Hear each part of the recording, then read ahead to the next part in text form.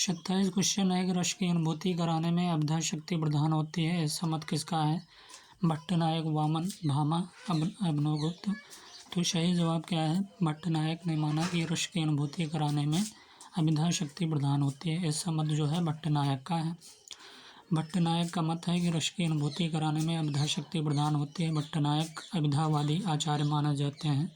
भट्टनायक ने भरत मुनि के रस सूत्र में आए संयोग और निष्पत्ति की व्याख्या की है। इनका सिद्धांत भुक्ति या भोगवाद कहलाता है। इनका दार्शनिक मत जो है सांख्य दर्शन है। वामन रीति संप्रदाय के प्रवर्तक हैं। वामन किस रीति संप्रदाय के प्रवर्तक हैं। और काव्य अलंकार जो है सूत्र इनका प्रमुख ग्रंथ है वामन का। वामन जो है रीति संप्रदाय के प्रवर्तक हैं और इनका काव्य अलंकार सूत्र इनका प्रमुख ग्रंथ है। भामा जो अलंकारवादी आचार्य हैं, भामा क्या है? अलंकारवादी आचार्य हैं तथा काव्य अलंकार उनका प्रमुख ग्रंथ है भामा का। और अभिनवगुप्त ने भरत मुनि के रस सूत्र की व्याख्या व्यक्तिवाद सिद्धांत के रूप में की है। इन्होंने भरत मुनि के नाट्य शास्त्र की टीका अभिनव भारती नाम से लिखा है। तो भरत मुनि के नाट्य शास्त्र की टीका जो है अभिनव भारती नाम से लिखा है। तो भरत मुनि के रस सूत्र की व्याख्या व्यक्तिवाद सिद्धांत के रूप में की है। इन्होंने भरत मुनि के नाट्य शास्त्र अभिनवगुप्त ने भरत मुनि के रस सूत्र की व्याख्या जो है व्यक्तिवाद सिद्धांत के रूप में की है। इन्होंने भरत मुनि के नाट्य शास्त्र की टीका जो है अभिनव भारती नाम से लिखा है। 28 क्वेश्चन है कि साधारणीकरण आलम्बनत्व धर्म का होता है, किसने कहा? साधारणीकरण आलम्बनत्व धर्म का होता है, किसने कहा? डॉक्टर नगेंद्र, आचार्य केशव प्रसाद मिश्र, आचार्य रामचंद्र शुक्ल, आचार्य हजारी प्रसाद द्विवेदी। तो साधारणीकरण आलम्बनत्व धर्म का होता है, किसने कहा? डॉक्टर नगेंद्र ने, या आचार्य केशव प्रसाद मिश्र ने, या आचार्य रामचंद्र शुक्ल, आचार्य हजारी प्रसाद द्विवेदी। तो साधारणीकरण आलम्बनत्व धर्म का होता है, यह किसने कहा है? तो आचार्य रामचंद्र शुक्ल ने कहा कि साधारणीकरण जो है आलम्बनत्व धर्म का होता है। यह आचार्य रामचंद्र शुक्ल का कथन है। तो आचार्य रामचंद्र शुक्ल का कथन है कि साधारणीकरण आलम्बनत्व धर्म का होता है। यह कथन जो है आचार्य रामचंद्र शुक्ल का है। डॉक्टर नगेंद्र के अनुसार क्या कहा गया कि अनुभूति का साधारणीकरण होता है। श्याम सुंदर दास के अनुसार सहृदय के चित्त का साधारणीकरण होता है। श्याम सुंदर दास के अनुसार कहा गया कि सहृदय के चित्त का साधारणीकरण होता है। साधारणीकरण की अवधारणा सर्वप्रथम जो है भट्टनायक ने प्रस्तुत की। ये काव्य की 3 क्रियाएं मानते हैं: अभिधा, भावकत्व और भोजकत्व। अभिधा में इन्होंने काव्यार्थ की प्रतीति और भावकत्व में साधारणीकरण और भोजकत्व में रस का बोध। तो प्रश्न यही था कि 28 क्वेश्चन है कि प्रश्न में कहा गया साधारणीकरण आलम्बनत्व धर्म का होता है, किसने कहा? तो साधारणीकरण आलम्बनत्व धर्म का होता है, यह आचार्य रामचंद्र शुक्ल ने कहा है। 29 क्वेश्चन है कि नाट्य शास्त्र के किस अध्याय में रस क्या है पर चर्चा की गई? नाट्य शास्त्र के किस अध्याय में रस क्या है पर चर्चा की गई? तीसरे, चौथे, पाँचवें, छठे। तो नाट्य शास्त्र के किस अध्याय में रस क्या है पर चर्चा की गई? तो ये छठे अध्याय में रस की चर्चा की गई है। नाट्य शास्त्र के छठे अध्याय में रस क्या है पर चर्चा की गई है। नाट्य शास्त्र जो है भरत मुनि का ग्रंथ है और 36 अध्यायों में भरत मुनि ने रंगमंच, अभिनेता, रस, दर्शक आदि तथ्यों का विवेचन किया है। इसके पहले अध्याय में नाट्योत्पत्ति, दूसरे अध्याय में जो है मंडप विधान, तीसरे, चौथे और पाँचवें अध्याय में नाट्य आरंभ के पूर्व की प्रक्रिया का वर्णन है तथा छठे और सातवें अध्याय में रसों और भावों का वर्णन किया गया है। तो 29 क्वेश्चन यही है कि नाट्य शास्त्र के किस अध्याय में रस क्या है पर चर्चा की गई? तो हमने बताया छठे अध्याय में रस क्या है पर चर्चा की गई। नाट्य शास्त्र भरत मुनि का ग्रंथ है और 36 अध्यायों में भरत मुनि ने रंगमंच, अभिनेता, रस, दर्शक आदि तथ्यों का विवेचन किया। इसके पहले अध्याय में नाट्योत्पत्ति, दूसरे अध्याय में मंडप विधान, तीसरे, चौथे और पाँचवें अध्याय में नाट्य आरंभ के पूर्व की प्रक्रिया का वर्णन है तथा छठे और सातवें अध्याय में रसों और भावों का वर्णन किया गया है। 30 क्वेश्चन है कि किस समीक्षक ने लोल्लट के रस निष्पत्ति संबंधी मत को मीमांसा दर्शन पर आधारित या भट्टनायक की रस व्याख्या को सांख्य दर्शन से जोड़ना गलत माना है? किस समीक्षक ने लोल्लट के रस निष्पत्ति संबंधी मत को मीमांसा दर्शन पर आधारित या भट्टनायक की रस व्याख्या को सांख्य दर्शन से जोड़ना गलत माना? तो तारकनाथ बाली, निर्मला जैन, रामचंद्र शुक्ल या नगेंद्र। तो ऐसे कौन से समीक्षक हैं जो लोल्लट के रस निष्पत्ति संबंधी मत को मीमांसा दर्शन पर आधारित या भट्टनायक की रस व्याख्या को सांख्य दर्शन से जोड़ना गलत माना? तो इसका सही जवाब नगेंद्र है। डॉक्टर नगेंद्र ने लोल्लट के रस निष्पत्ति संबंधी मत को मीमांसा दर्शन पर आधारित या भट्टनायक की रस व्याख्या को सांख्य दर्शन से जोड़ना गलत माना है। भरत मुनि के रस सूत्र के व्याख्याकार कौन है? व्याख्याकार हैं भरत मुनि रस सूत्र के व्याख्याकार हैं, आचार्य हैं और ये उनके सिद्धांत है और ये दार्शनिक मत है उनकी। तो भट्ट लोल्लट की बात करें तो सिद्धांत इनकी कौन सी है? भट्ट लोल्लट की उत्पत्तिवाद या आरोपवाद है।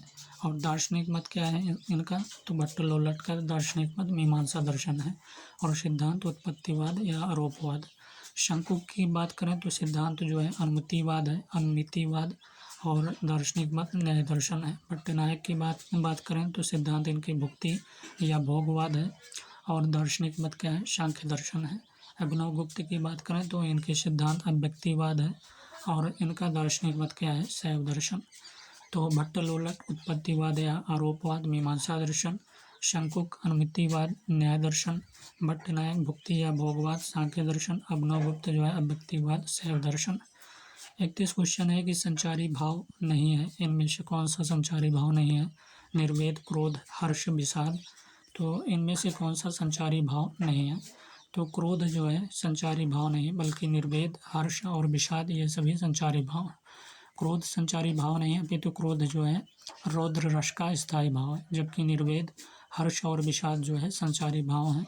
रामचंद्र शुक्ल ने 33 संचारी भाव माने हैं, जो निम्न है: गर्व, औत्सुक्य, हर्ष, आशा, मद, संतोष, चपलता, मृदुलता, धैर्य, लज्जा, असूया, अमर्ष, अवहिता, त्रास, विषाद, शंका, चिंता, नैराश्य, उग्रता, मोह, अलसता, उन्माद, असंतोष, ग्लानि, अपस्मार, मरण, व्याधि, आवेग, स्मृति, विस्मृति, दैन्य, जड़ता, स्वप्न, चित्त की चंचलता, वितर्क, मति, श्रम, निद्रा और विबोध। ये सभी जो है रामचंद्र शुक्ल द्वारा माना गया 33 संचारी भाव हैं। 32 क्वेश्चन है कि आचार्य कुंतक का समय माना जाता है 8वीं शताब्दी, 7वीं शताब्दी, 9वीं शताब्दी या 10वीं शताब्दी। तो आचार्य कुंतक का समय क्या माना जाता है? तो आचार्य कुंतक का समय सीमा माना जाए तो ये 10वीं शताब्दी है। आचार्य कुंतक का समय 10वीं शताब्दी का उत्तरार्ध माना जाता है। इन्हें वक्रोक्ति संप्रदाय का क्या माना जाता है? प्रवर्तक माना गया है।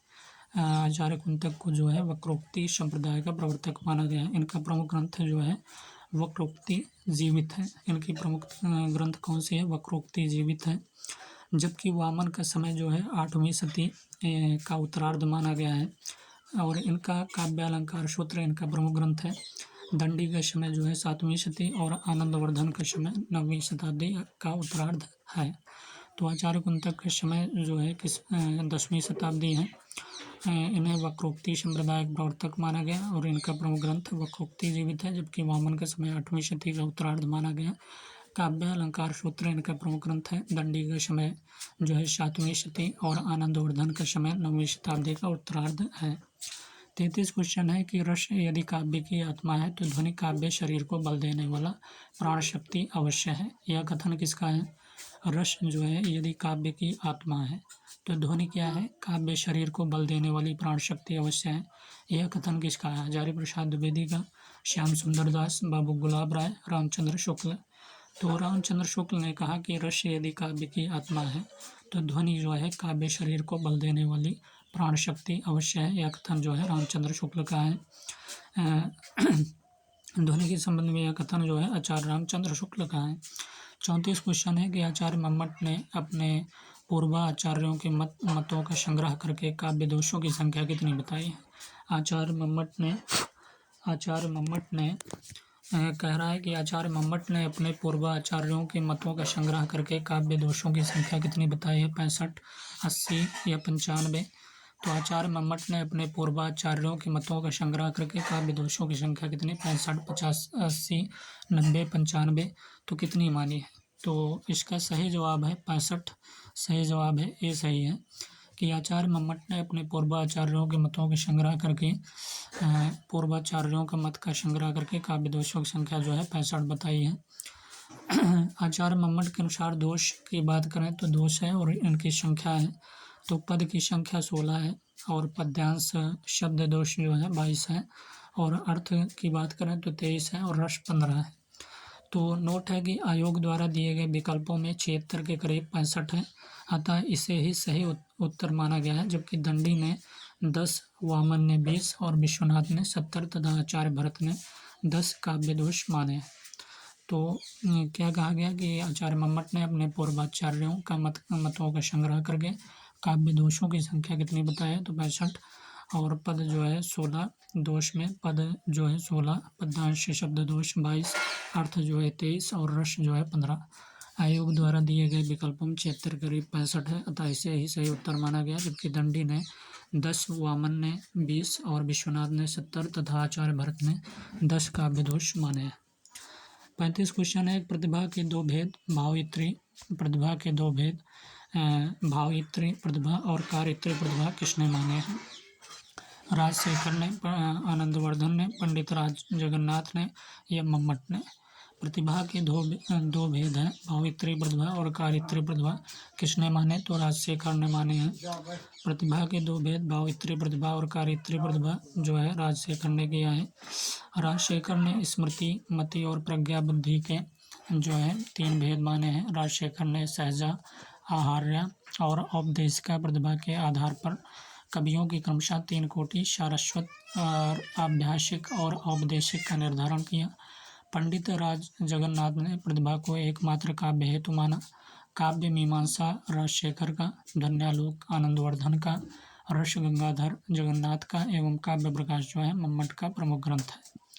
तो प्रश्न यही है कि प्रतिभा के दो भेद, भावयित्री प्रतिभा और कार्यत्री प्रतिभा किसने माने? तो राजशेखर ने। तो हमने बताया प्रतिभा के दो भेद, भावयित्री और कार्यत्री प्रतिभा जो है राजशेखर ने माना। राजशेखर ने स्मृति, मति और प्रज्ञा बुद्धि को 3 भेद माने। राजशेखर ने सहजा, आहार्य और औपदेशिकी प्रतिभा के आधार पर कवियों के क्रमशः 3 कोटि, सारस्वत, आभ्यासिक और औपदेशिक का निर्धारण किया। पंडित राज जगन्नाथ ने प्रतिभा को एकमात्र काव्य हेतु माना। काव्य मीमांसा राजशेखर का, ध्वन्यालोक आनंदवर्धन का, राजशेखर का ध्वन्यालोक आनंदवर्धन का, रस गंगाधर जगन्नाथ का। तो काव्य मीमांसा राजशेखर का है, ध्वन्यालोक आनंदवर्धन का, रस गंगाधर जगन्नाथ का एवं काव्य प्रकाश मम्मट का प्रमुख ग्रंथ है। 36 क्वेश्चन है कि काव्य हेतु को वामन ने कहा है काव्यांग, काव्य रचना, काव्य शक्ति या काव्य माता। तो काव्य हेतु को वामन ने क्या कहा? काव्यांग कहा या काव्य रचना या काव्य शक्ति या काव्य माता? तो ये सही जवाब है। काव्य हेतु को वामन ने काव्यांग कहा है। लोको विद्या प्रकीर्णस्य काव्यांगिनी कहते हुए वामन ने काव्य हेतु के बदले काव्यांग शब्द का प्रयोग करते हैं। लोको विद्या प्रकीर्णस्य काव्यांगिनी कहते हुए वामन ने काव्य हेतु के बदले काव्यांग शब्द का प्रयोग करते हैं। इन्होंने लोक विद्या और प्रकीर्ण को काव्य हेतु माना। भट्ट तौत ने प्रतिभा को नवन उन्मेष शालिनी प्रज्ञा कहा है। भट्ट तौत ने प्रतिभा को क्या कहा? नवन उन्मेष शालिनी प्रज्ञा कहा है। और अभिनवगुप्त ने अपूर्व वस्तु निर्माण क्षमा प्रज्ञा कहा है। तो अभिनवगुप्त ने क्या कहा? अपूर्व वस्तु निर्माण क्षमा प्रज्ञा कहा है। तो काव्य हेतु को वामन ने क्या कहा? तो काव्य हेतु को वामन ने काव्यांग कहा। लोको विद्या प्रकीर्णस्य काव्यांगिनी कहते हुए वामन ने काव्य हेतु के बदले काव्यांग शब्द का प्रयोग करते हैं। इन्होंने लोक विद्या और प्रकीर्ण को काव्य हेतु माना। भट्ट तौत ने प्रतिभा को नवन उन्मेष शालिनी प्रज्ञा कहा और अभिनवगुप्त ने अपूर्व वस्तु निर्माण क्षमा प्रज्ञा कहा है। 37 क्वेश्चन है कि अभिनवगुप्त ने रसों की संख्या कितनी स्वीकार की? 8 रस या 9 रस या 10 रस या उपयुक्त में से कोई नहीं? तो अभिनवगुप्त ने रसों की संख्या कितनी स्वीकार की है? तो इन्होंने 9 रस माने हैं अभिनवगुप्त ने। तो अभिनवगुप्त ने रसों की संख्या 9 मानी है। इन्होंने शांत रस को 9वें रस के रूप में स्थापित किया है। भरत मुनि ने 9 रसों को मान्यता दी है। भरत मुनि ने कितने रस की मान्यता दी? तो 9 रसों की मान्यता दी है। दंडी ने 8 रस माने हैं, प्रमुख रस व उनके स्थायी भाव। अगर रस की बात करें, श्रृंगार का स्थायी भाव रति होता है, हास्य का हास्य, करुण का शोक होगा, वीर का उत्साह, भयानक का भय, बीभत्स का जुगुप्सा, रौद्र का क्रोध और अद्भुत का विस्मय और शांत का निर्वेद।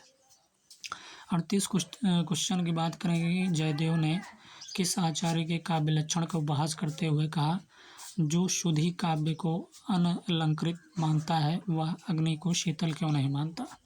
जयदेव ने किस आचार्य के काव्य लक्षण का उपहास करते हुए कहा? जयदेव ने किस आचार्य के काव्य लक्षण का उपहास करते हुए कहा कि जो शुद्धि काव्य को अनलंकृत मानता है, जो शुद्धि काव्य को अनलंकृत मानता है वह अग्नि को शीतल क्यों नहीं मानता? पंडित राज जगन्नाथ के या आचार्य विश्वनाथ, आचार्य आनंदवर्धन, आचार्य मम्मट। तो आचार्य आनंदवर्धन के काव्य को इन्होंने जयदेव ने कहा कि जो शुद्धि काव्य को अनलंकृत मानता है वह अग्नि को शीतल क्यों नहीं मानता? तो जयदेव ने आचार्य आनंदवर्धन के काव्य लक्षण का उपहास करते हुए कहा, जो शुद्धि काव्य को अनलंकृत मानता है वह अग्नि को शीतल क्यों नहीं मानता? 39 क्वेश्चन है कि मैं सुकुमारी नाथ बन जोगू, तुम्हें उचित तप मोह कहाँ भोगू। मैं सुकुमारी नाथ बन जोगू, तुम्हें उचित तप मोह कहाँ भोगू में कौन सा अलंकार है? ब्याज स्तुति है, प्रतीप है, काकु वक्रोक्ति है, श्लेष वक्रोक्ति। तो मैं सुकुमारी नाथ बन जोगू, तुम्हें ही उचित तप मोह कहाँ भोगू में कौन सा अलंकार है? काकु वक्रोक्ति है। इसमें क्या है? उक्ति पंक्ति में काकु वक्रोक्ति अलंकार जिस शब्द में कहने वाले व्यक्ति के कथन का अभिप्रेत अर्थ ग्रहण न कर श्रोता अन्य ही कल्पित या चमत्कारपूर्ण अर्थ लगाए उसका उत्तर दे, उसे वक्रोक्ति अलंकार कहते हैं। तो मैं सुकुमारी नाथ बन जोगू, तुम्हें ही उचित तप मोह कहाँ भोगू में कौन सा अलंकार है? काकु वक्रोक्ति अलंकार। 40 क्वेश्चन है कि अर्थालंकार नहीं है इसमें से उपमा, संदेह, रूपक, वक्रोक्ति। ऐसा कौन सा अलंकार है जो अर्थालंकार नहीं? तो अर्थालंकार की बात करें तो इसमें वक्रोक्ति अलंकार जो है अर्थालंकार नहीं है। उपमा, संदेह, रूपक ये सभी अलंकार जो है अर्थालंकार हैं।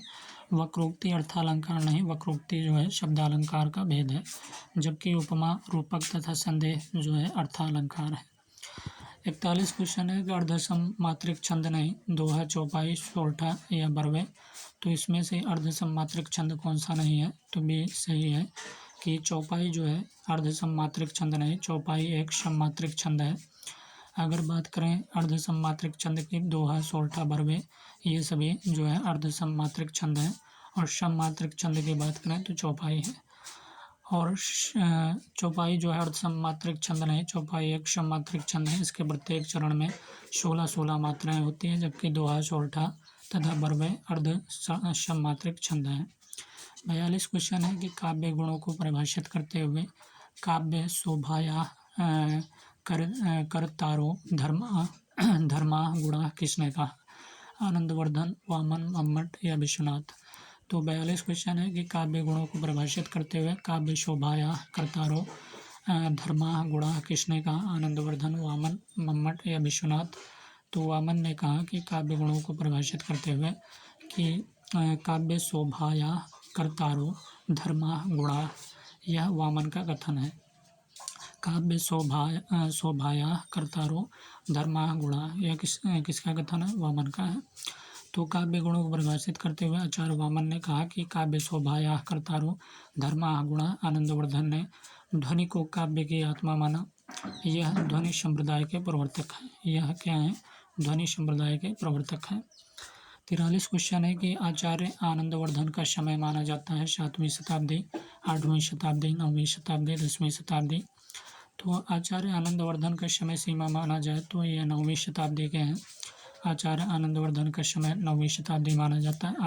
आनंदवर्धन ने ध्वन्यालोक नामक ग्रंथ की रचना की है।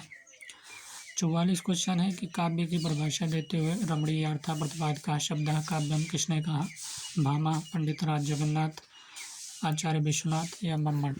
तो रमणीय अर्थ प्रतिपादक शब्द काव्यम किसने कहा काव्य की परिभाषा देते हुए? तो यह पंडित राज जगन्नाथ का कथन है, ने कहा। प्रमुख विद्वानों द्वारा काव्य की परिभाषा निम्न है।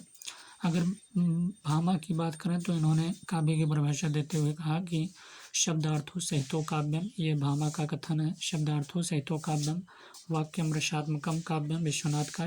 तद्दोषो शब्दार्थो सगुणा वलंकृति पुनः क्वापि, मम्मट का है। शरीरम तावदिष्टार्थ विवच्छिन्ना पदावली, दंडी का है। और रमणीय अर्थ प्रतिपादक शब्द काव्यम, ये पंडित राज जगन्नाथ का। शब्दार्थो सहितो काव्यम भामा, वाक्यम रसात्मकम काव्यम विश्वनाथ। तद्दोषो शब्दार्थो सगुणावलंकृति पुनः क्वापि, मम्मट का। शरीरम तावदिष्टार्थ विवच्छिन्ना पदावली, दंडी। और रमणीय अर्थ प्रतिपादक शब्द काव्यम, पंडित राज जगन्नाथ। 45 क्वेश्चन है कि हिंदी वक्रोक्ति जीवितम के रचनाकार कौन है? डॉक्टर नगेंद्र हैं, बलदेव उपाध्याय, गुलाब राय, श्याम सुंदर दास। तो हिंदी वक्रोक्ति जीवितम के रचनाकार कौन है? हिंदी वक्रोक्ति जीवितम के रचनाकार। तो इसका सही जवाब जो है बलदेव उपाध्याय जो है, रचना के संपादक जो है डॉक्टर नगेंद्र हैं। तो हिंदी वक्रोक्ति जीवितम के रचनाकार कौन है? बलदेव उपाध्याय हैं। और हिंदी वक्रोक्ति जीवितम रचना के संपादक कौन है? डॉक्टर नगेंद्र हैं। ठीक है, हिंदी वक्रोक्ति जीवितम के रचनाकार बलदेव उपाध्याय और हिंदी वक्रोक्ति जीवितम रचना के संपादक जो है डॉक्टर नगेंद्र है।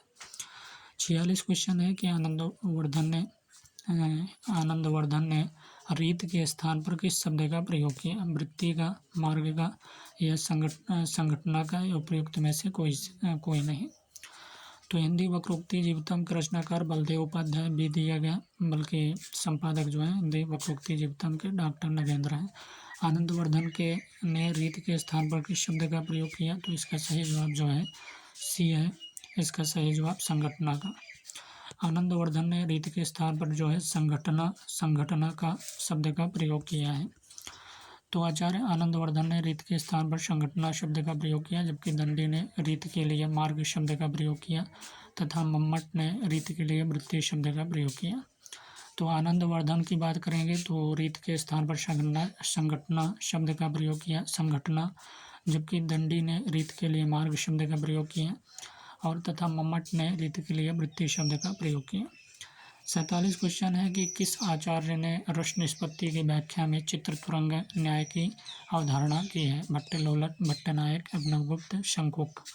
ऐसे कौन से आचार्य हैं जो रस निष्पत्ति की व्याख्या में चित्र तुरंग न्याय की अवधारणा की?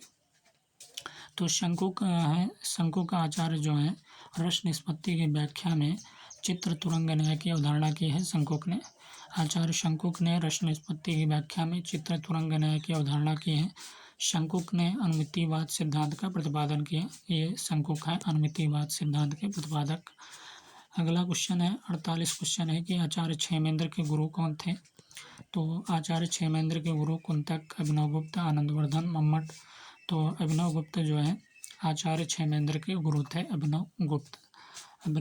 अभिनवगुप्त कौन थे? आचार्य क्षेमेंद्र के गुरु थे अभिनवगुप्त। क्षेमेंद्र की प्रमुख रचनाएं जो हैं औचित्य, विचार, चर्चा है, कवि कंठाभरण तथा सुवृत्त, तिलक आदि, ये सभी रचनाएं जो हैं क्षेमेंद्र की रचना है। और इनके गुरु कौन है? अभिनवगुप्त हैं। और इनकी रचना क्या है? औचित्य, विचार, चर्चा है और कवि कंठाभरण तथा सुवृत्त तिलक, ये सभी रचनाएं जो है क्षेमेंद्र की रचना है। काव्यालंकार सूत्र ग्रंथ के रचनाकार कौन है? वामन, भामा, दंडी, हेमचंद्र। तो काव्यालंकार सूत्र ग्रंथ के रचनाकार जो है दंडी हैं। काव्यालंकार सूत्र ग्रंथ के रचनाकार कौन है? तो वामन है। विभिन्न आचार्य हैं उनकी रचना है। काव्यालंकार की रचना जो है भामा की रचना है। काव्यालंकार की रचना किसकी है? काव्यालंकार सूत्र ग्रंथ के रचनाकार वामन है। काव्यालंकार सूत्र की रचना जो है इसमें दंडी दिया गया, बल्कि काव्यालंकार सूत्र के रचनाकार कौन है? वामन है। विभिन्न आचार्य उनकी रचनाएं निम्न है। काव्यालंकार भामा, काव्यादर्श दंडी, काव्यानुशासन हेमचंद्र, काव्य प्रकाश मम्मट की रचना है। तो काव्यालंकार भामा की रचना, काव्यादर्श दंडी की, काव्यानुशासन हेमचंद्र और काव्य प्रकाश मम्मट की रचना है। अगला क्वेश्चन है 50वां क्वेश्चन, निम्नलिखित रचनाकारों एवं रचनाओं को सुमेलित कीजिए। तो काव्य के रूप जो है बलदेव उपाध्याय, आलोचना के सिद्धांत विश्वनाथ प्रसाद मिश्र, वांग्मय विमर्श गुलाब राय और भारतीय साहित्य शास्त्र शिवदान सिंह चौहान। रचना तथा रचनाकारों का सही सुमेल निम्न है। भारतीय साहित्य शास्त्र की बात करें तो यह बलदेव उपाध्याय की रचना है भारतीय साहित्य शास्त्र। वांग्मय विमर्श की बात करें तो विश्वनाथ प्रसाद मिश्र का वांग्मय विमर्श है रचना। काव्य के रूप की बात करें तो काव्य के रूप गुलाब राय की रचना है। आलोचना के सिद्धांत की बात करें शिवदान सिंह चौहान की रचना है आलोचना के सिद्धांत। तो भारतीय साहित्य शास्त्र बलदेव उपाध्याय, वांग्मय विमर्श विश्वनाथ प्रसाद मिश्र, काव्य के रूप गुलाब राय, आलोचना के सिद्धांत शिवदान सिंह चौहान। तो ये सभी रचनाएं जो हैं भारतीय साहित्य शास्त्र बलदेव उपाध्याय, वांग्मय विमर्श विश्वनाथ प्रसाद मिश्र, काव्य के रूप गुलाब राय और आलोचना के सिद्धांत जो है शिवदान सिंह चौहान। ये सभी रचनाएं किसकी हैं? शिवदान सिंह चौहान की आलोचना के सिद्धांत। 51 क्वेश्चन की बात करेंगे कि हिंदी साहित्य के इतिहास लेखन की परंपरा का सूत्रपात होता है। तो आचार्य रामचंद्र शुक्ल, गारशा दत्तासी, जॉर्ज ग्रियर्सन, श्री महेश दत्त शुक्ल। तो हिंदी साहित्य के इतिहास लेखन की परंपरा का सूत्रपात किससे होता है? गारशा दत्तासी से। हिंदी साहित्य के इतिहास लेखन की परंपरा का सूत्रपात जो है गारशा दत्तासी से होता है। गारशा दत्तासी एक फ्रेंच विद्वान थे। इन्होंने हिंदी साहित्य के प्रथम इतिहास ग्रंथ हिस्toire de la littérature हिंदुस्तानी ग्रंथ की रचना जो है 1839 ईस्वी में किया था। तो हिंदी साहित्य के इतिहास लेखन की परंपरा का सूत्रपात जो है गारशा दत्तासी से होता है और ये फ्रेंच लेखक थे, फ्रेंच विद्वान थे। इन्होंने जो है हिंदी साहित्य के प्रथम इतिहास ग्रंथ हिस्toire de la littérature हिंदुस्तानी ग्रंथ की रचना जो है 1839 ईस्वी में किया। 52 क्वेश्चन है, हिंदी साहित्य के इतिहास से संबंध रखने वाला दूसरा ग्रंथ भाषा काव्य संग्रह के लेखक कौन है? श्री शिव सिंह सरोज, श्री श्याम सुंदर दास या श्री महेश दत्त शुक्ल, श्री रमाशंकर प्रसाद। तो हिंदी साहित्य के इतिहास से संबंध रखने वाला दूसरा ग्रंथ भाषा काव्य संग्रह के लेखक जो हैं श्री महेश दत्त शुक्ल हैं। हिंदी साहित्य के इतिहास से संबंध रखने वाला दूसरा ग्रंथ भाषा काव्य संग्रह जो है यह 1873 ईस्वी के लेखक जो हैं भाषा काव्य संग्रह के लेखक कौन है? महेश दत्त शुक्ल हैं और यह 1873 ईस्वी में लिखा गया। जबकि शिव सिंह सेंगर ने शिव सिंह सरोज नामक ग्रंथ की रचना की है। तो क्वेश्चन ये था कि हिंदी साहित्य के इतिहास से संबंध रखने वाला दूसरा ग्रंथ भाषा काव्य संग्रह के लेखक कौन है? तो श्री महेश दत्त शुक्ल हैं। 53 क्वेश्चन है, निम्नलिखित इतिहास ग्रंथों को उनके लेखक के साथ सुमेलित कीजिए। तो भाषा और साहित्य लक्ष्मी सागर वार्षणेय, हिंदी साहित्य का इतिहास हजारी प्रसाद द्विवेदी, हिंदी साहित्य की भूमिका रमाशंकर शुक्ल रसाल, आधुनिक हिंदी साहित्य श्याम सुंदर दास। तो इसमें से सुमेलित कीजिए सभी का। तो डी सही है। इतिहास ग्रंथ एवं उनके लेखक निम्न हैं। भाषा और साहित्य जो है इसके लेखक जो है श्याम सुंदर दास है। भाषा और साहित्य जो है श्याम सुंदर दास की रचना है। हिंदी साहित्य का इतिहास रमाशंकर शुक्ल रसाल का है, हिंदी साहित्य का इतिहास। और हिंदी साहित्य की भूमिका की बात करें तो हजारी प्रसाद द्विवेदी की रचना है हिंदी साहित्य की भूमिका। आधुनिक हिंदी साहित्य जो है लक्ष्मी सागर वार्षणेय की रचना है। तो भाषा और साहित्य श्याम सुंदर दास, हिंदी साहित्य का इतिहास रमाशंकर शुक्ल रसाल, हिंदी साहित्य की भूमिका हजारी प्रसाद द्विवेदी, आधुनिक हिंदी साहित्य जो है लक्ष्मी सागर वार्षणेय की रचना है। अगला क्वेश्चन है, निम्नलिखित इतिहास ग्रंथों को कालक्रम के आरोही क्रम में लिखिए। तो इसमें से सही जवाब बी है। भाषा काव्य संग्रह Shiv Singh Saroj, modern vernacular literature of Hindustan Mishra Bandhu Vinod. तो इतिहास ग्रंथों का कालक्रम आरोही क्रम में निम्न है। अगर भाषा काव्य संग्रह की बात करें तो इतिहासकार महेश दत्त शुक्ल हैं, इसके रचनाकार भाषा काव्य संग्रह। और 1873 ईस्वी में शिव सिंह सरोज की बात करें तो शिव सिंह सेंगर हैं 1883 ईस्वी में। अगला बात करें modern vernacular literature of Hindustan तो जॉर्ज ग्रियर्सन है 1888 ईस्वी में। मिश्र बंधु विनोद की बात करें तो मिश्र बंधु हैं, प्रथम जो है 3 1913 ईस्वी में और चतुर्थ भाग 1934 ईस्वी में। 55 क्वेश्चन है कि हिंदी साहित्य के आदिकाल को चारणकाल की संज्ञा किसने दी? हजारी प्रसाद द्विवेदी, राहुल शंकरत्यायन, डॉक्टर गणपत चंद्र गुप्त, डॉक्टर राम कुमार वर्मा। तो किसने हिंदी साहित्य के आदिकाल को चारणकाल की संज्ञा दी है? तो डॉक्टर राम कुमार वर्मा जी जो है हिंदी साहित्य के आदिकाल को चारणकाल की संज्ञा दी है, डॉक्टर राम कुमार वर्मा ने। तो हिंदी साहित्य के आदिकाल को चारणकाल की संज्ञा डॉक्टर राम कुमार वर्मा ने दी है। आदिकाल का नामकरण अन्य विद्वानों द्वारा निम्न है। हजारी प्रसाद द्विवेदी की बात करें तो आदिकाल नामकरण दिया। राहुल शंकरत्यायन की बात करें तो सिद्ध सामंत काल राहुल शंकरत्यायन ने कहा।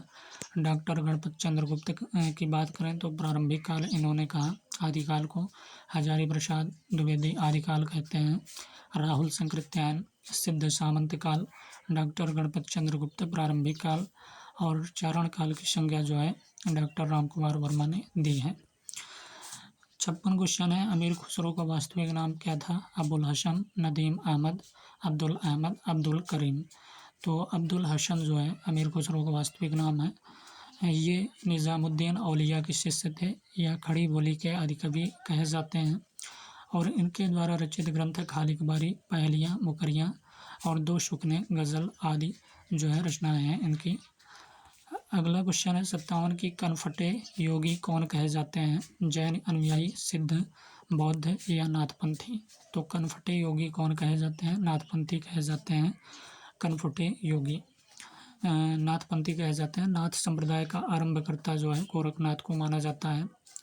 गोरखनाथ के गुरु का नाम जो है मत्स्येंद्र नाथ था। आचार्य हजारी प्रसाद द्विवेदी के अनुसार नाथपंथ या नाथ संप्रदाय के सिद्ध मत या सिद्ध मार्ग, योग संप्रदाय, अवधूत मत एवं अवधूत संप्रदाय नाम भी प्रसिद्ध है।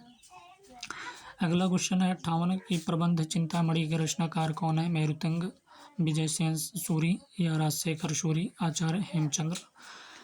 तो प्रबंध चिंतामणि के रचनाकार कौन से हैं? तो मेरुतुंग जो है प्रबंध चिंतामणि के रचनाकार हैं। कौन है? मेरुतुंग जो है प्रबंध चिंतामणि के रचनाकार हैं मेरुतुंग। निम्नलिखित रचनाकार एवं उनकी रचना राजशेखर सूरी की बात करें तो नेमिनाथ फाग है इनकी रचना। अगर रेवंत गिरी रास की रचना की बात करें तो विजयसेन सूरी रचनाकार हैं और सिद्ध हेमचंद्र शब्दानुशासन की बात करें तो आचार्य हेमचंद्र जो है ये सिद्ध हेमचंद्र शब्दानुशासन के रचनाकार हैं। तो प्रबंध चिंतामणि के रचनाकार कौन है? तो प्रबंध चिंतामणि के रचनाकार जो है मेरुतुंग हैं और नेमिनाथ फाग की बात करें तो राजशेखर सूरी हैं इसके रचनाकार। रेवंत गिरी रास की बात करें तो विजयसेन सूरी हैं रेवंत गिरी रास के रचनाकार और सिद्ध हेमचंद्र शब्दानुशासन आचार्य हेमचंद्र की रचना है।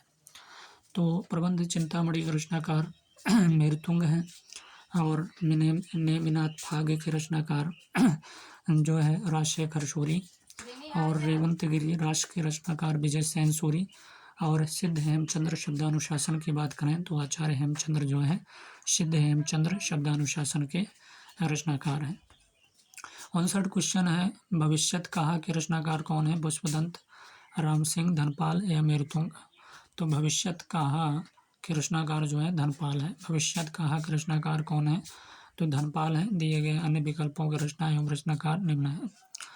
तो 59 क्वेश्चन भविष्यत कहा के रचनाकार कौन है? धनपाल। हमने बताया कि भविष्यत कहा के रचनाकार धनपाल हैं और प्रबंध चिंतामणि के रचनाकार मेरुतुंग, नेमिनाथ फाग के रचनाकार राजशेखर सूरी, विजयसेन सूरी रेवंत गिरी रास के और सिद्ध हेमचंद्र शब्दानुशासन आचार्य हेमचंद्र।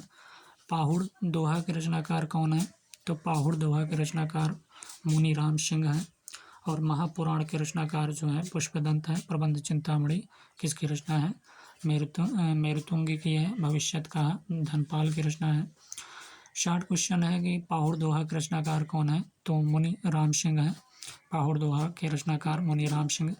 मुनि राम सिंह जैन साहित्य में सर्वश्रेष्ठ रहस्यवादी कवि कहे जाते हैं।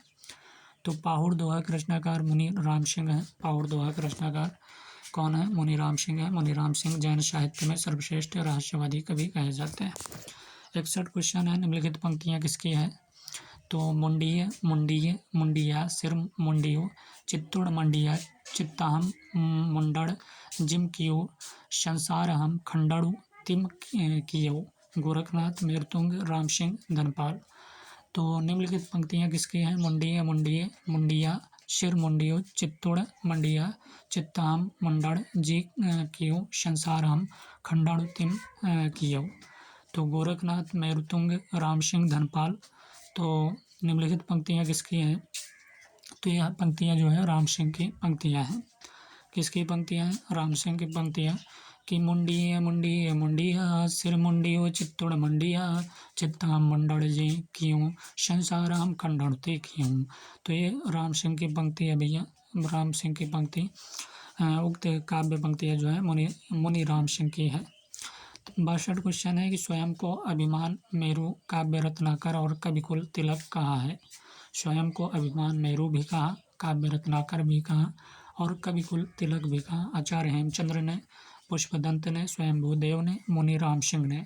किसने स्वयं को अपने अभिमान मेरु कहा, काव्य रत्नाकर कहा और कविकुल तिलक भी कहा? तो ये पुष्पदंत सही है। स्वयं को अभिमान मेरु काव्य रत्नाकर और कविकुल तिलक पुष्पदंत ने कहा है। पुष्यदंत ने पुष्पदंत नहीं है, पुष्यदंत है। तो स्वयं को अभिमान मेरु काव्य रत्नाकर और कविकुल तिलक पुष्यदंत ने कहा है। पुष्यदंत को हिंदी का भवभूति भी कहा जाता है। इनकी प्रमुख रचनाएं महापुराण, अड़य अड़य कुमारचर्यु तथा जसहरचर्यु, ये सभी रचनाएं जो है पुष्यदंत की रचनाएं हैं। महापुराण, अड़य कुमारचर्यु तथा जसहरचर्यु आदि। तो स्वयं को अभिमान मेरु काव्य रत्नाकर और कविकुल तिलक कहा है, तो ये पुष्यदंत है। तो पुष्यदंत को हिंदी का भवभूति भी कहा जाता है। इनकी प्रमुख रचनाएं जो है महापुराण, अड़य कुमारचर्यु तथा जसहरचर्यु आदि हैं। 63 क्वेश्चन है, निम्नलिखित में से कौन सा ग्रंथ है जो स्वयंभूकृत नहीं है? तो स्वयंभूकृत कौन सा ऐसा ग्रंथ है जो नहीं है? पाउमचर्यु, स्वयंभू छंद, ऋट्टणेमी चर्यु या अड़य कुमारचर्यु। तो अड़य कुमारचर्यु जो है अभी हमने बताया, ये पुष्यदंत की रचना है। अड़य कुमारचर्यु ग्रंथ स्वयंभूकृत नहीं। अड़य कुमारचर्यु ग्रंथ के लेखक पुष्यदंत हैं, जबकि पाउमचर्यु और स्वयंभू छंद और ऋट्टणेमी चर्यु ये सभी स्वयंभू की कृतियाँ हैं। पाउमचर्यु, स्वयंभू छंद और ऋट्टणेमी चर्यु जो है स्वयंभू की कृतियाँ हैं। 64 क्वेश्चन है कि दोहा कोश के रचनाकार कौन है? सरापा, राम सिंह, पुष्पदंत या इनमें से कोई नहीं। तो इसके रचनाकार सरापा है दोहा कोश के। राहुल संकृत्यायन ने सरापा को हिंदी का प्रथम कवि कहा। सरापा को सरोज वज्र, राहुल भद्र आदि नामों से भी जाना जाता है। राहुल संकृत्यायन ने सरापा का समय 769 ईस्वी स्थिर किया। दोहा कोश का संपादन जो है डॉक्टर प्रबोध चंद्र बागची ने किया है। दोहा कोश का संपादन किसने किया? तो डॉक्टर प्रबोध चंद्र बागची ने किया है दोहा कोश का संपादन। अगला क्वेश्चन है कि राहुल संकृत्यायन ने सिद्धों की संख्या कितनी मानी? 12, 84 या 64 या 108। तो 84 इन्होंने मानी है, 20 सही है। राहुल संकृत्यायन ने सिद्धों की संख्या जो है 84 माना। राहुल संकृत्यायन ने सिद्ध कवि सरापा को हिंदी का प्रथम कवि माना। राहुल संकृत्यायन 1944 ईस्वी हिंदी काव्यधारा नामक इतिहास ग्रंथ की रचना की। तो राहुल संकृत्यायन ने सिद्धों की संख्या 84 माना। राहुल संकृत्यायन ने सिद्ध कवि सरापा को हिंदी का प्रथम कवि माना है। राहुल संकृत्यायन 1944 ईस्वी जो है हिंदी काव्यधारा नामक इतिहास ग्रंथ की रचना की। 66 क्वेश्चन की बात करेंगे कि सिद्ध कवियों की भाषा और काव्य दृष्टिकोण पर प्रकाश डालिए। हरप्रसाद शास्त्री, डॉक्टर शहीदुल्लाह, डॉक्टर प्रबोध चंद्र बागची, उपर्युक्त सभी ने। तो सिद्ध कवियों की भाषा और हिंदी काव्यधारा नामक इतिहास ग्रंथ की रचना राहुल संकृत्यायन ने 1944 ईस्वी में की। और 66 क्वेश्चन है कि सिद्ध कवियों की भाषा और काव्य दृष्टिकोण पर प्रकाश डाला है। सिद्ध कवियों की भाषा पर और काव्य दृष्टिकोण पर प्रकाश डाला है हरप्रसाद शास्त्री ने, डॉक्टर शहीदुल्लाह ने, डॉक्टर प्रबोध चंद्र बागची ने, उपर्युक्त सभी ने। तो कौन सा सही है कि सिद्ध कवियों की भाषा और काव्य दृष्टिकोण पर प्रकाश डाला है हरप्रसाद शास्त्री ने, डॉक्टर शहीदुल्लाह ने, डॉक्टर प्रबोध चंद्र बागची ने, उपर्युक्त सभी ने। तो ये सही है कि सिद्ध कवियों की भाषा और काव्य दृष्टिकोण पर प्रकाश डाला है हरप्रसाद शास्त्री ने। सिद्ध कवियों की भाषा में और काव्य दृष्टिकोण पर प्रकाश डाला किसने? हरप्रसाद शास्त्री ने। सिद्ध कवियों की भाषा और काव्य दृष्टिकोण पर हरप्रसाद शास्त्री ने प्रकाश डाला है। इनके द्वारा रचित ग्रंथ बौद्धगान वो दोहा है। हरप्रसाद शास्त्री की जो है रचित ग्रंथ कौन सा है? बौद्धगान वो दोहा है। जो हरप्रसाद शास्त्री की रचना है। तो सिद्ध कवियों की भाषा और काव्य दृष्टिकोण पर हरप्रसाद शास्त्री ने प्रकाश डाला। इनके द्वारा रचित ग्रंथ बौद्धगान व दोहा है। 67 क्वेश्चन है कि जैन रहस्यवाद के बहुत बड़े कवि माने जाते हैं। धनपाल, जिन वल्लभ सूरी, मुनीराम सिंह, सोमप्रभ सूरी।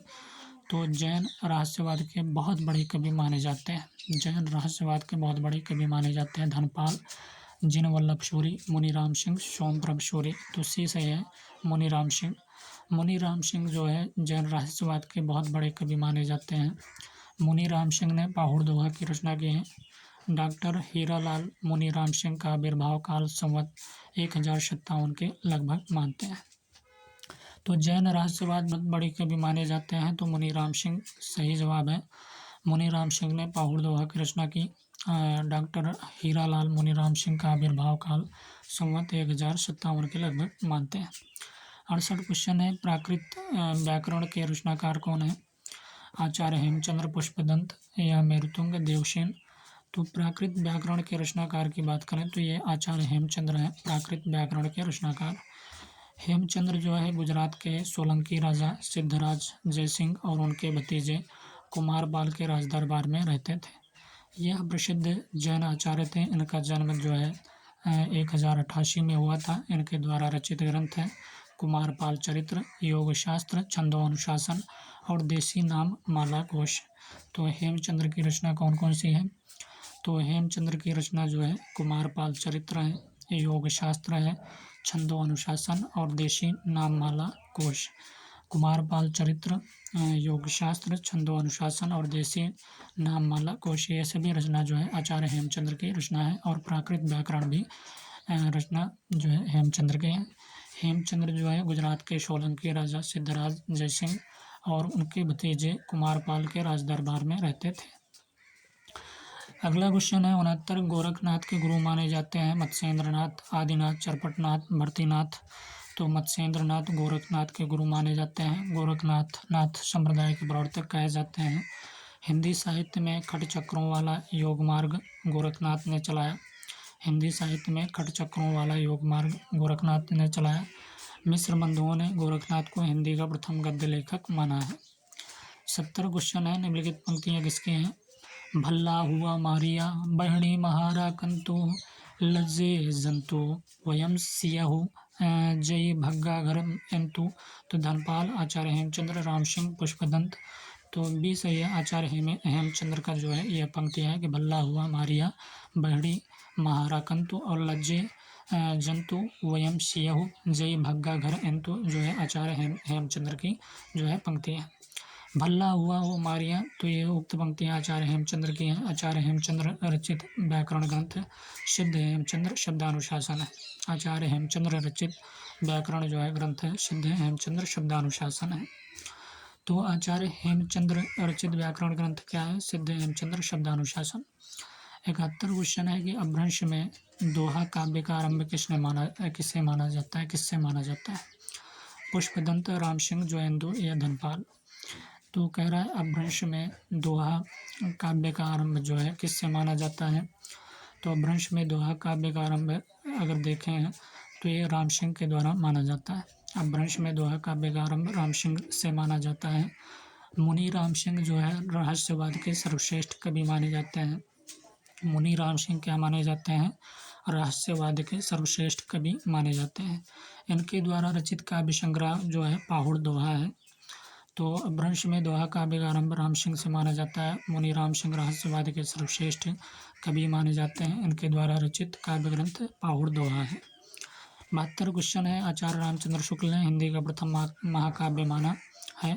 भरतेश्वरी, बाहुबली रासो, बीसल देव रासो को, परमाल रासो या पृथ्वीराज रासो। तो आचार्य रामचंद्र शुक्ल हिंदी का प्रथम महाकाव्य किसे मानते हैं? तो पृथ्वीराज रासो को मानते हैं। आचार्य रामचंद्र शुक्ल ने हिंदी का प्रथम काव्य पृथ्वीराज रासो महाकाव्य का रचयिता जो है चंद्रबरदाई को हिंदी का प्रथम कवि माना है। पृथ्वीराज रासो में 68 छंदों का प्रयोग किया गया। चंद्रबरदाई को 56 छंद का विशेषज्ञ माना जाता है। 73 क्वेश्चन है कि आल्हा और उदल के वीर चरित्र का वर्णन किया जगनिक ने, चंद्रबरदाई ने, नरपत लाल ने या दलपत विजय ने।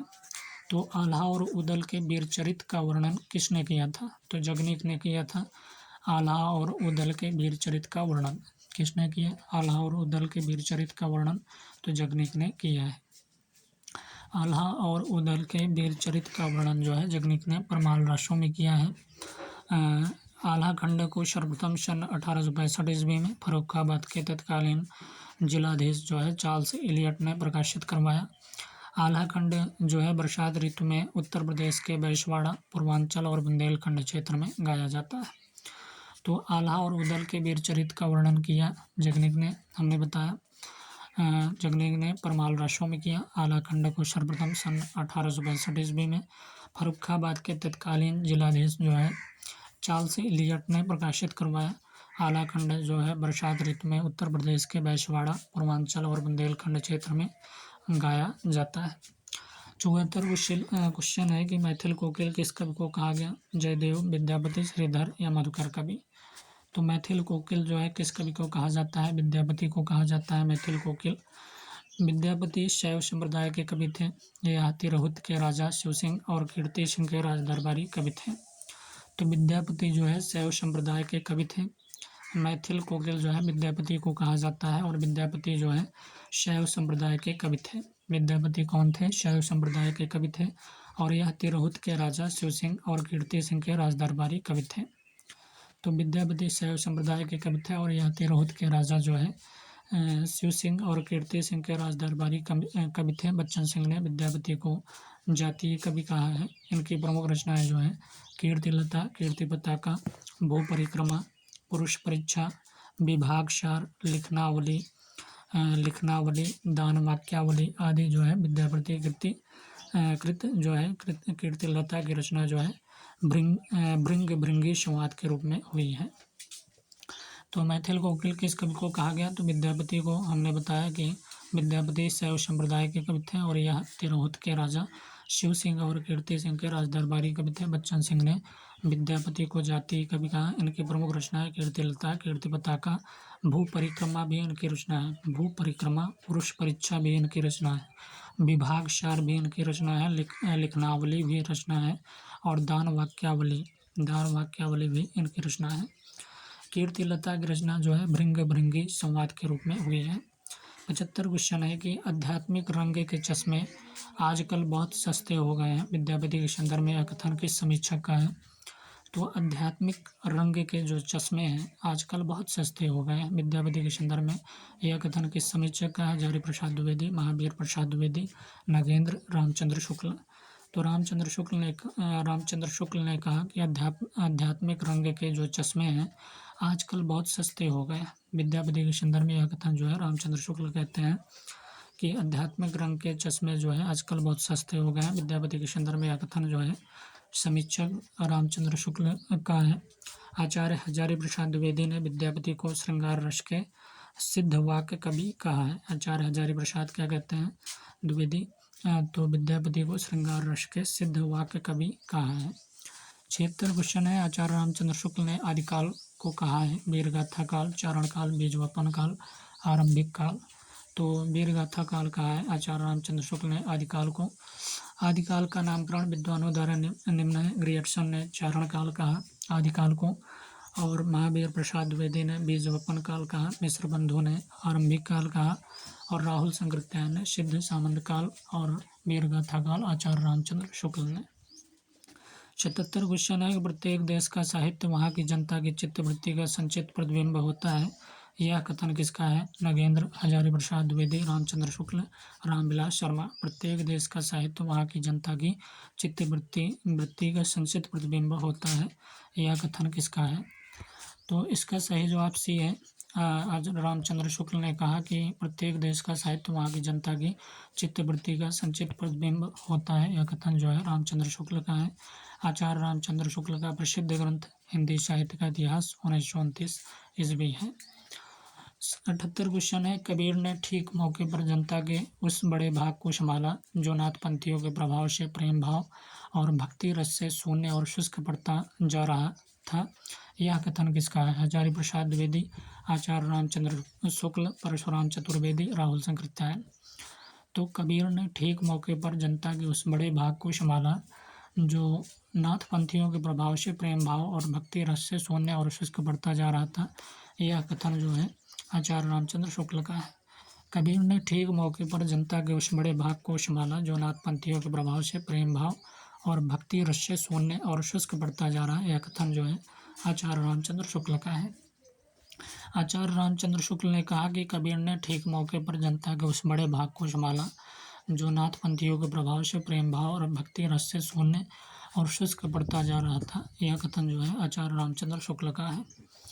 आचार्य शुक्ल ने कबीर का समय काल क्या माना है? संवत 1564, 1463, संवत 1646, 1553, संवत 1557, 1465 या संवत 1575 से 1456। तो इसका सही जवाब जो है संवत 1575 से 1456 जो है आचार्य शुक्ल ने कबीर का समय काल माना है। अगला क्वेश्चन है कि 80 क्वेश्चन है कि झरी लागे मलिया गगन घहराए। झरी लागे मलिया गगन घहराए, खन गरजे खन बिजली चनके, लहरी उठे शोभा बरनी न जाए। किसकी पंक्ति है? धर्मदास, कबीर, दादू दयाल, सुंदरदास। झरी लागे मलिया गगन घहराए, खन खन गरजे खन बिजली चनके, लहरी उठे शोभा बरनी न जाए। किसकी पंक्तियाँ? धर्मदास, कबीर, दादू दयाल, सुंदरदास। तो ये धर्मदास की पंक्तियाँ हैं कि झरी लागे मलिया गगन घहराए, खन गरजे खन बिजली चनके, लहरी उठे शोभा बरनी न जाए। उक्त काव्य पंक्ति जो है धर्मदास की है। धर्मदास जो है कबीर के शिष्य थे। धर्मदास कौन थे? कबीरदास के शिष्य थे। इन्होंने विजय ग्रंथ का संग्रह किया है। तो झरी लागे मलिया गगन घहराए, खन गरजे खन बिजली चनके, लहरी उठे शोभा बरन न जाए। किसकी पंक्ति है? धर्मदास की। और धर्मदास कौन थे? कबीर के शिष्य थे। इन्होंने विजय ग्रंथ का संग्रह किया था। 81 क्वेश्चन है निम्नलिखित रचनाकारों एवं रचनाओं को सम्मिलित कीजिए। तो कुतुबन, हंस, जवाहिर, मंजन, मृगावती, शेख नबी, मधुमालती, कासिम शाह, ज्ञानदीप। तो कुतुबन की बात करें तो इनकी रचना मृगावती है। मृगावती कुतुबन की रचना है। मधुमालती मंजन की रचना है। ज्ञानदीप की बात करें तो शेख नबी की रचना ज्ञानदीप है। हंस जवाहिर जो है कासिम शाह की रचना है।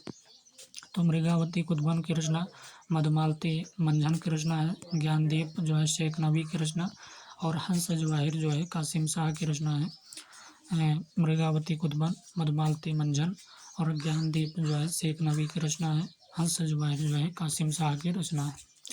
अगला क्वेश्चन है 82। माता पिता जग जाई तज्जो, विधिहु ना लिख्यो कछु भाल भलाई। माता पिता जग जाई तज्जो, विधिहु ना लिख्यो कछु भाल भलाई। तुलसीदास की किस कृति की पंक्ति है? गीतावली की, रामचरितमानस, कवितावली, विनय पत्रिका। तो माता पिता जग जाई तज्जो, विधहु ना लिख्यो कछु भाल भलाई तुलसीदास की किस कृति की पंक्ति है? सी सही है, कवितावली। कवितावली की पंक्ति है कि माता पिता जग जाई तज्जो, विधेयु ना लिख्यो कछु भाल भलाई। तो यह कवितावली की पंक्ति है। कवितावली की पंक्ति। तुलसीदास भक्ति काल के सर्वश्रेष्ठ कवि हैं। इन्होंने अवधी तथा ब्रज दोनों भाषाओं में रचनाएं की हैं। इनकी प्रमुख कृतियों की बात करें तो रामचरितमानस है, दोहावली, जानकी मंगल, पार्वती मंगल और रामलला नेचू। ये सभी रचनाएं जो हैं तुलसीदास की हैं। और इनकी पंक्ति क्या है? माता पिता जग जाई तज्जो, विदेहु ना लिख्यो कछु भाल भलाई। तो यह किस कृति की पंक्ति है? तो कवितावली की पंक्ति है। आचार्य शुक्ल ने तुलसीदास का जन्म स्थान स्वीकार किया। सोरू, शुकर क्षेत्र या राजापुर उपयुक्त में से कोई नहीं। तो आचार्य शुक्ल के अनुसार तुलसीदास का जन्म स्थान देखें तो ये राजापुर मानते हैं। आचार्य शुक्ल ने तुलसीदास का जन्म स्थान राजापुर स्वीकार किया है। और राम नरेश त्रिपाठी ने तुलसीदास का जन्म स्थान सोरू माना है। सोरू माना है। तो शुक्ल के अनुसार पूछा जाए तो राजापुर, और राम नरेश त्रिपाठी के अनुसार पूछा जाए तो इनका जन्म स्थान जो है सोरू माना जाता है। 84 क्वेश्चन है प्रेम और श्रृंगार का ऐसा वर्णन जो बिना किसी लज्जा और संकोच के सबके सामने पढ़ा जा सके। गोस्वामी जी का ही यह कथन है। किसका है? तो प्रेम और श्रृंगार का ऐसा वर्णन जो बिना किसी लज्जा और संकोच के सबके सामने पढ़ा जा सके, गोस्वामी जी का ही है। यह कथन किसका है? हजारी प्रसाद द्विवेदी, नगेंद्र, नंदुलारे वाजपेयी, रामचंद्र शुक्ल। तो यह कथन जो है रामचंद्र शुक्ल कहते हैं कि प्रेम और श्रृंगार का ऐसा वर्णन जो बिना किसी लज्जा और संकोच के सबके सामने पढ़ा जा सके, गोस्वामी जी का ही है। तो ये रामचंद्र शुक्ल का कथन है। किसका कथन है? रामचंद्र शुक्ल का। 85 क्वेश्चन है, गुरु शिष्य के सही रूप को सम्मिलित कीजिए। तो रामानंद, कृष्णादास पैहारी, कृष्णादास पैहारी, नाभादास, अनंतानंद, अग्रदास, अग्रदास जो है अनंतानंद। तो गुरु शिष्य के सही रूप का सम्मेलन निम्न है कि रामानंद जो है अनंतानंद, रामानंद के शिष्य कौन है? अनंतानंद है। और कृष्णदास पैहारी के शिष्य जो है अग्रदास है, और अनंतानंद के शिष्य जो है कृष्णदास पैहारी हैं, और अग्रदास के शिष्य जो है नाभादास। तो रामानंद के शिष्य अनंतानंद है, और कृष्णदास पैहारी के शिष्य जो हैं अग्रदास, अनंतानंद के शिष्य जो है कृष्णदास पैहारी, और अग्रदास के शिष्य जो है नाभादास। तो अगर बात करें रामानंद के शिष्य अनंतानंद, कृष्णदास पैहारी के अग्रदास शिष्य हैं, और अनंतानंद के शिष्य जो है कृष्णदास पैहारी, और अग्रदास के शिष्य जो है नाभादास हैं। रामानंद के अनंतानंद, कृष्णदास पैहारी के अग्रदास, अनंतानंद के कृष्णदास पैहारी, और अग्रदास के शिष्य जो है नाभादास। 86 क्वेश्चन है कि कबीर की वाणी का संग्रह क्या है? बीजक, साखी, शब्द या रामायणी है? तो कबीर की वाणी का संग्रह जो है बीजक है। कबीर की वाणी की संग्रह बीजक, जिसको कबीर के शिष्य जो है धर्मदास ने संकलित किया है। बीजक में साखी, शब्द, रामायणी तीनों ग्रंथ संकलित हैं। तो कबीर की वाणी के संग्रह बीजक है, जिसको कबीर के शिष्य जो है धर्मदास ने संकलित किया है। बीजक में साखी, शब्द, रामायणी तीनों ग्रंथ संकलित हैं। अगला क्वेश्चन है, कबीर की भाषा को सदुक्कड़ी भाषा किसने कहा? हजारी प्रसाद द्विवेदी या रामचंद्र शुक्ल, नामवर सिंह, रामविलास शर्मा। तो कबीर की भाषा को सदुक्कड़ी भाषा रामचंद्र शुक्ल ने कहा था। अगर पूछा जाए कबीर की भाषा को सदुक्कड़ी भाषा किसने कहा, तो रामचंद्र शुक्ल ने कहा था। कबीर की भाषा को सदुक्कड़ी भाषा रामचंद्र शुक्ल ने कहा तथा श्याम सुंदर दास ने कबीर की भाषा को पंचमेल खिचड़ी कहा। अगर रामचंद्र शुक्ल के अनुसार पूछा जाए तो कबीर की भाषा को सदुक्कड़ी भाषा इन्होंने कहा। अगर पंचमेल खिचड़ी की बात करें तो यह श्याम सुंदर दास ने कबीर की भाषा को कहा। आचार्य हजारी प्रसाद द्विवेदी की बात करें तो कबीर की भाषा का डिक्टेटर आचार्य हजारी प्रसाद द्विवेदी ने कहा था। 88 क्वेश्चन है कि गोरख जगायो जोग भगत भगायो लोग किसकी पंक्ति है? गोरख जगायो जोग भगत भगायो लोग किसकी पंक्ति है? तुलसीदास, कबीर, गोरखनाथ या धर्मदास। तो तुलसीदास की पंक्ति है कि गोरख जगायो जोग और भगत भगायो लोग, ये तुलसीदास की पंक्ति है। तो यह पंक्ति तुलसीदास की है। तुलसीदास भक्ति काल के सगुण भक्ति धारा के रामाश्रयी कवि हैं। इनके द्वारा रचित ग्रंथ रामचरितमानस, कवितावली, गीतावली, पार्वती मंगल, जानकी मंगल, बरबई रामायण, रामलाला नेचू, कृष्ण गीतावली आदि सभी रचनाएं जो हैं तुलसीदास की हैं। 89 क्वेश्चन है कि प्राकृत प्रकाश के लेखक कौन है? राम सिंह देवसेन, वररुचि, हेमचंद्र। तो प्राकृत प्रकाश के लेखक कौन है इनमें से? तो वररुचि, राम सिंह देवसेन, हेमचंद्र। तो वररुचि जो है प्राकृत प्रकाश के लेखक हैं। वररुचि कौन है? प्राकृत प्रकाश के लेखक वररुचि हैं। प्राकृत प्रकाश के लेखक कौन है? वररुचि हैं। निम्नलिखित रचनाकारों की रचना है। पाहुड़ दोहा की बात करें तो राम सिंह रचनाकार है। श्रावकाचार की बात करें तो देवसेन है। सिद्ध हेमचंद्र शब्दानुशासन की बात करें तो हेमचंद्र ही हैं इसके रचनाकार। और प्राकृत प्रकाश के लेखक की बात करें तो वररुचि जो है प्राकृत प्रकाश के लेखक हैं वररुचि। पाहुड़ दोहा राम सिंह, श्रावकाचार देवसेन, और सिद्ध हेमचंद्र शब्दानुशासन हेमचंद्र की रचना है। तो प्राकृत प्रकाश वररुचि की रचना, पाहुड़ दोहा राम सिंह, श्रावकाचार देवसेन और सिद्ध हेमचंद्र शब्दानुशासन हेमचंद्र की रचना है। 90 क्वेश्चन है कि हिंदी साहित्य के आदिकाल का समय संवत 1050 1375 किसने माना? तो हिंदी साहित्य के आदिकाल का समय जो है संवत 1050 से 1375 किसने माना? नगेंद्र, हजारी प्रसाद द्विवेदी, राम कुमार वर्मा, रामचंद्र शुक्ल। तो रामचंद्र शुक्ल ने हिंदी साहित्य के आदिकाल का समय जो है 1050 से 1375 माना है। रामचंद्र शुक्ल ने हिंदी साहित्य के आदिकाल के समय संवत 1050 से 1375 तक आचार्य रामचंद्र शुक्ल ने माना। हिंदी साहित्य का काल विभाजन आचार्य शुक्ल द्वारा निम्न है। आदिकाल जो है वीरगाथा काल संवत 1050 से 1375, पूर्व मध्यकाल भक्ति काल जिसे कहते हैं संवत 1375 से 1700 ईस्वी, उत्तर मध्यकाल जिसे रीतिकाल कहते हैं संवत 1700 से 1900, आधुनिक काल जिसे गद्यकाल कहते हैं संवत 1900 से अब तक।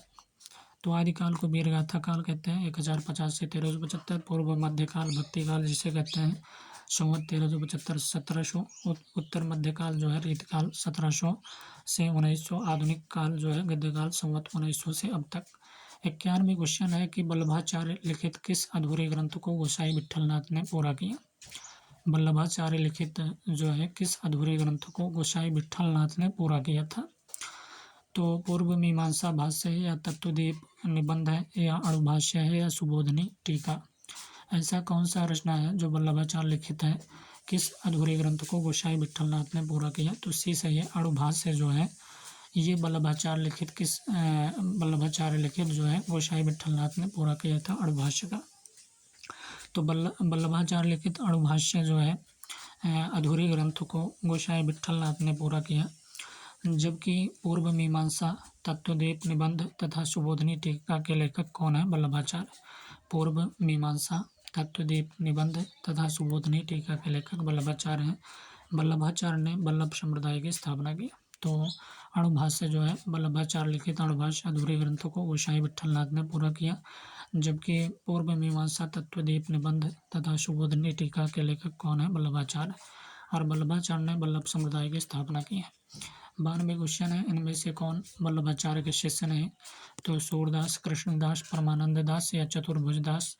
तो इसका सही जवाब जो है वल्लभाचार्य का शिष्य जो नहीं है वो चतुर्भुज दास नहीं है। सूरदास, कृष्णदास और परमानंद दास ये तीनों जो है वल्लभाचार्य के शिष्य हैं। चतुर्भुज दास जो है वल्लभाचार्य के शिष्य नहीं बल्कि ये विट्ठलनाथ के शिष्य हैं। विट्ठलनाथ ने अष्टछाप कवियों की स्थापना की, जिसमें 4 अपने शिष्य गोविंद स्वामी, छेत स्वामी, चतुर्भुज दास तथा नंददास थे तथा 4 वल्लभाचार्य के शिष्य कुंभन दास, सूरदास, परमानंद दास और कृष्णदास है। 93 क्वेश्चन है कि रास पंचाध्याय के रचनाकार कौन है? नंददास, सूरदास, वल्लभाचार्य, विट्ठलनाथ। तो रास पंचाध्याय के रचनाकार अगर देखें तो रास पंचाध्याय के रचनाकार नंददास हैं। नंददास अष्टछाप कवियों में एक थे, एक गोस्वामी विट्ठलनाथ के शिष्य थे। इनके प्रमुख ग्रंथ है अगर बात करें नंददास के तो रास पंचाध्याय है इनकी रचना, और सिद्धांत पंचाध्याय, अनेकार्थ मंजरी है, मान मंजरी है, रूप मंजरी है, रस मंजरी, विराह मंजरी। तो ये सभी रचना जो है नंददास की रचना है। रास पंचाध्याय, सिद्धांत पंचाध्याय, अनेकार्थ मंजरी, मान मंजरी, रूप मंजरी, रस मंजरी, विराह मंजरी, ये सभी नंददास की रचना है। निम्नलिखित पंक्तियां किस कवि की हैं?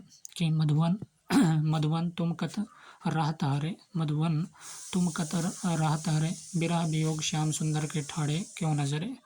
मधुवन तुम कत रहत हरे, बिरह वियोग श्याम सुंदर के ठाड़े क्यों नजरे। कृष्णदास, नंददास, कुंभनदास, सूरदास। तो डी सूरदास की पंक्तियां हैं कि मधुबन तुम कत रहत हरे, बिरह वियोग श्याम सुंदर के ठाड़े क्यों नजरे। सूरदास की पंक्ति हैं। उक्त काव्य पंक्ति जो है सूरदास के, सूरदास भक्ति काल के कृष्ण भक्ति धारा के श्रेष्ठ कवि हैं। इनके द्वारा रचित संग्रह सूरसागर, सूरसारावली, साहित्य लहरी आदि है। निम्नलिखित रचनाकारों एवं रचनाओं को सम्मिलित कीजिए। केशवदास की बात करें तो रस रहस्य, चिंतामणि त्रिपाठी की बात करें जहांगीर, जसचंद्रिका, मतिराम, कविकुल, कल्पतरु, कुलपति मिश्र, ललित ललाम। तो रचनाकारों एवं रचनाओं को सम्मिलित कीजिए। तो इसमें से बी सही है। तो केशवदास की बात करें तो इनकी रचना जो है जहांगीर, जसचंद्रिका, केशवदास की जहांगीर, जसचंद्रिका है। कविकुल, कल्पतरु जो है चिंतामणि त्रिपाठी की रचना है, कविकुल, कल्पतरु। ललित ललाम, मतिराम की रचना है। रस रहस्य, कुलपति मिश्र की रचना है। तो जहांगीर, जसचंद्रिका, केशवदास, कविकुल, कल्पतरु, चिंतामणि त्रिपाठी और ललित ललाम, मतिराम और रस रहस्य कुलपति मिश्र। जहांगीर, जसचंद्रिका, केशवदास, कविकुल, कल्पतरु, चिंतामणि त्रिपाठी, ललित ललाम, मतिराम और रस रहस्य जो है कुलपति मिश्र की रचना है। केशव को कभी हृदय नहीं मिला था, यह कथन किसका है? 96 क्वेश्चन है कि केशव को कभी हृदय नहीं मिला था, यह कथन किसका है? नगेंद्र, रामकुमार वर्मा, रामचंद्र शुक्ल या हजारी प्रसाद द्विवेदी। तो किसने कहा कि केशव को कभी हृदय नहीं मिला था, यह कथन किसका है? तो सी सही है। रामचंद्र शुक्ल ने कहा कि केशव को कभी हृदय नहीं मिला, यह कथन जो है रामचंद्र शुक्ल का है। आचार्य शुक्ल ने केशव को कठिन काव्य का प्रेत कहा है, आचार्य रामचंद्र शुक्ल ने। केशव द्वारा रचित ग्रंथ कौन सा है? रसिक प्रिया है, रामचंद्रिका, कवि प्रिया, रतन बावनी, वीर सिंह देवचरित है, विज्ञान गीता, जहांगीर, जसचंद्रिका, नक्षिक और छंदमाला। ये सभी रचना जो है केशवदास की रचना है। रसिक प्रिया, रामचंद्रिका, कवि प्रिया, रतन बावनी, वीर सिंह देवचरित, विज्ञान गीता, जहांगीर, जस चंद्रिका, नक्षिक और छंदमाल, ये सभी रचनाएं जो है केशवदास की रचनाएं। ऋषिक प्रिया, रामचंद्रिका, कवि प्रिया, रतन बावनी, वीर सिंह देव चरित, विज्ञान गीता, जहांगीर, जस चंद्रिका और नक्षिक और छंदमाला। 97 क्वेश्चन, तो प्रश्न इसमें यही था 96 में कि केशव को कवि हृदय नहीं मिला था, यह कथन किसका है? तो रामचंद्र शुक्ल का कथन था। और केशव को कठिन काव्य का प्रेत भी कहा जाता है, किसके द्वारा? केशव द्वारा रचित, रामचंद्र शुक्ल द्वारा। 97 क्वेश्चन है कि रसनिधि का मूल नाम क्या था? पृथ्वी सिंह, सुखदेव सिंह, श्रीपत या नारायण दास? तो रसनिधि का मूल नाम क्या था? तो पृथ्वी सिंह था। रसनिधि का मूल नाम जो है पृथ्वी सिंह था। रसनिधि रीतिकाल के रीतिबद्ध धारा के कवि हैं। इनके द्वारा रचित प्रसिद्ध ग्रंथ जो है रतन हजारा है। रसनिधि के जो है प्रसिद्ध जो है ग्रंथ कौन सा है? रतन हजारा। और इनका मूल नाम क्या था? पृथ्वी सिंह था। रसनिधि रीतिकाल के रीतिबद्ध धारा के कवि हैं। तो रसनिधि का मूल नाम क्या है? तो पृथ्वी सिंह है। और रीतकाल के रीतिबद्ध धारक कवि हैं और इनके द्वारा रचित प्रसिद्ध ग्रंथ जो है रतन हजारा है। 98 क्वेश्चन है कि आचार्य रामचंद्र शुक्ल ने साक्षात रसमूर्ति किस कवि को कहा? रसनिधि को, जगन्नाथ दास रत्नाकर, घनानंद या बिहारी? तो रामचंद्र शुक्ल ने साक्षात रसमूर्ति किसे कहा है? तो आचार्य रामचंद्र शुक्ल ने साक्षात रसमूर्ति घनानंद को कहा है। आचार्य रामचंद्र शुक्ल ने साक्षात रसमूर्ति घनानंद को कहा। घनानंद जो है रीतिकाल के रीतिमुक्त धारा के कवि हैं। इनकी प्रमुख कृतियां जो है इसके घनानंद रीतिकाल के रीतिमुक्त धारा कवि, और इनकी प्रमुख कृतियां स्कलता है, सुजान सार है, कोकसार, कृपाकंद, वियोग बेली, रस केलिवल्ले आदि। ये सभी रचनाएं जो है घनानंद की रचनाएं। स्कलता, सुजान सागर, कोकसार, कृपाकंद, वियोग बेली और कृपाकंद, वियोग बेली, रस केलिवल्ले, ये सभी रचनाएं जो हैं किसका है? घनानंद की रचना है। और आचार्य रामचंद्र शुक्ल ने साक्षात रसमूर्ति किस कवि को कहा? तो घनानंद को आचार्य रामचंद्र शुक्ल ने साक्षात रसमूर्ति कहा है।